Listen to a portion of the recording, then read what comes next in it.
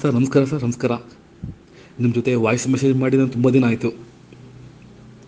ಹಾಗೆ ಜಸ್ಟ್ ಈಗ ನಿಮ್ಮದು ವೀಡಿಯೋ ನೋಡ್ಕೊಂಬಂದೆ. ಒಂದು ಕೋತಿ ಜೊತೆ ಹೇಳ್ತಾ ಇದ್ದೀರಾ ನಾರ್ಮಲ್ ಡೆಲಿವರಿ ಮತ್ತು ಸಿಸೇರಿಯನ್ ಡೆಲಿವರಿ ಅಂತ ಹೇಳ್ತಿದ್ದೀರಾ. ಅದ್ರ ಬಗ್ಗೆ ಒಂಚೂರು ಕೇಳ್ಕೊಳಕ್ಕೆ ಅಂತ ಮಾಡಿದೆ. ಮೊನ್ನೆ ನನ್ನ ಹತ್ರ ಒಂದು ಕೇಸ್ ಬಂದಿತ್ತಂದು, ಅಂದರೆ ಶಾಸ್ತ್ರ ಹೇಳಿ ಅಂತ. ನಕ್ಷತ್ರ ಯಾವುದು ಚೆನ್ನಾಗಿರುತ್ತೆ ಸಿಸೇರಿಯನ್ ಮಾಡಬೇಕು ಅಂತಿದ್ದಾರೆ. ಯಾವ ಡೇಟಲ್ಲಿ ಮಾಡಿದ್ರೆ ಒಳ್ಳೆಯದು, ನಕ್ಷತ್ರ ಮಾಡಿದ್ರೆ ಒಳ್ಳೆಯದು, ಡೇಟ್ ಇಟ್ಕೊಡಿ ಅಂತ ಬಂದಿದ್ರು. ನಾನು ಚೆನ್ನಾಗಿ ಬೈದು ಕಳಿಸ್ಬಿಟ್ಟೆ. ಅಲ್ಲ, ಭಗವಂತನ ನಿರ್ಣಯ ಆಗಬೇಕು. ಆ ತಾಯಿಗೆ ಪ್ರಸವ ವೇದನೆ ಅಂದ್ರೇನು, ತಾಯಿ ಮಗುವಿನ ಜನನ ಆಗ್ತಕ್ಕಂಥ ಒಂದು ಪ್ರಸವ ವೇದನೆ ಅಂತೇನಿದೆ ಅದನ್ನು ತಾಯಿ ಅನುಭವಿಸ್ಬೇಕು. ಅದು ಯಾವುದೂ ಅನುಭವಕ್ಕೆ ಬರದೆ ಅದು ಡಾಕ್ಟ್ರು ಇಂಜೆಕ್ಷನ್ ಕೊಡ್ತಾರೆ, ಅದರಲ್ಲೇ ಹೊಟ್ಟೆ ನೋವು ಬರುತ್ತೆ, ಅದನ್ನೇ ಇಷ್ಟ ಆಮೇಲೆ ಇವ್ರು ತೊಗೊಂಡು ಕುಯ್ತಾರೆ ಅಂತ ಅನ್ನೋದಾದರೆ ಇದು ಎಲ್ಲಿಗೆ ಬಂತು ಪ್ರಪಂಚದ ಒಂದು ಸೃಷ್ಟಿ ಅಂತ ಅನ್ನೋದು ಬರುತ್ತೆ. ಆ ಥರ ಎಲ್ಲ ಹಂಗೆಲ್ಲ ಮಾಡಬಾರ್ದು ಸರ್ ಅಂತಲೂ ಹೇಳಿ ಕಳಿಸಿದ್ದೀನಿ ಅವ್ರಿಗೆ. ಮತ್ತು ಇನ್ನೊಂದು, ನಾರ್ಮಲ್ ಡೆಲಿವರಿ ಆಗಲಿಕ್ಕೆ ಪ್ರಯತ್ನ ಪಡಬೇಕು, ಈ ಥರ ಸಿಸೇರಿಯನ್ಗೂ ಹೋಗಬಾರ್ದು ಅಂತ ನಾನು ಹೇಳಿದ್ದೀನಿ. ನಾನು ಆದಷ್ಟು ಟ್ರೈ ಮಾಡಿ ಅಂತ ಅಂದಿದ್ದೀನಿ. ಅವರು ಏನು ಹೇಳ್ತಾರೆ ಅಂತಂದರೆ, ಅವರೇ ಡಾಕ್ಟ್ರ್ ಹೇಳಿದ್ದಾರೆ ಯಾವ ಡೇಟಲ್ಲಿ ಹೇಳ್ತೀರೋ ಆ ಡೇಟಲ್ಲಿ ನಾವು ಮಾಡ್ಕೊಡ್ತೀವಿ ಅಂತಂತಾರೆ. ಅದಕ್ಕೆ ನಾನು ಬ್ರಹ್ಮ ಅಲ್ಲ ಅಂತಂದೆ.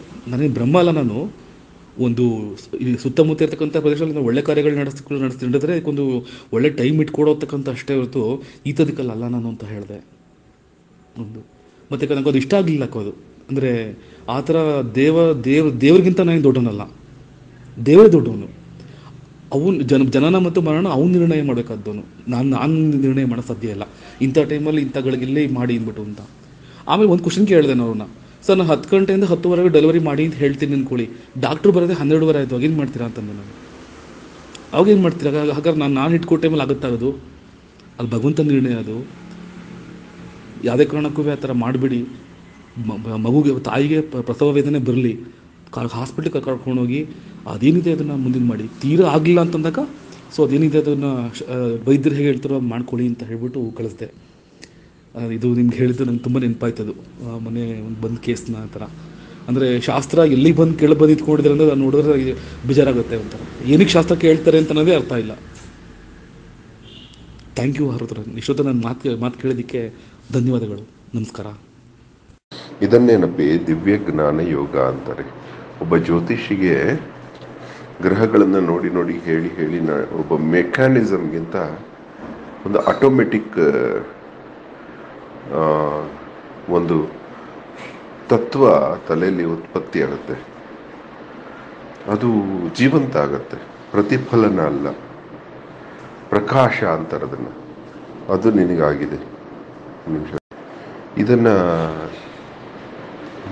ಖುಷಿ ಪಡಬೇಕಾದ ಒಂದು ವಿಚಾರ ಇದು. ಒಬ್ಬ ಜ್ಯೋತಿಷಿ, ದಿವ್ಯಜ್ಞಾನಿ ಮಾತಾಡಬೇಕಾದ ಮಾತುಗಳನ್ನು ನೀನು ಆಡಿದ್ದಿ.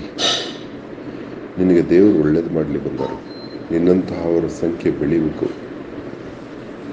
ದೇವ ತತ್ವವನ್ನು ಅರಿತು ಅನುಸರಿಸುವ ವ್ಯಕ್ತಿತ್ವವೇ ಜ್ಯೋತಿಷಿಯಾಗಿರ್ತಾನೆ.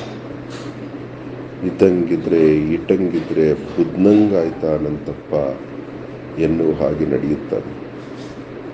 ಸರ್ವಶಕ್ತಿಯೂ ಉಳ್ಳ ಹನುಮಂತ ಹೇಗೆ ನಿಗರ್ವಿಯಾಗಿ ಮಗುವಿನಂತಿರುತ್ತಾನೋ ಹಾಗಿರುತ್ತಾನೆ.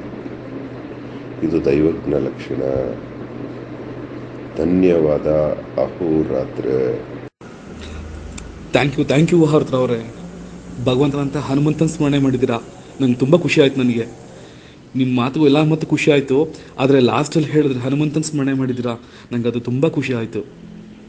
ತುಂಬ ಥ್ಯಾಂಕ್ಸ್.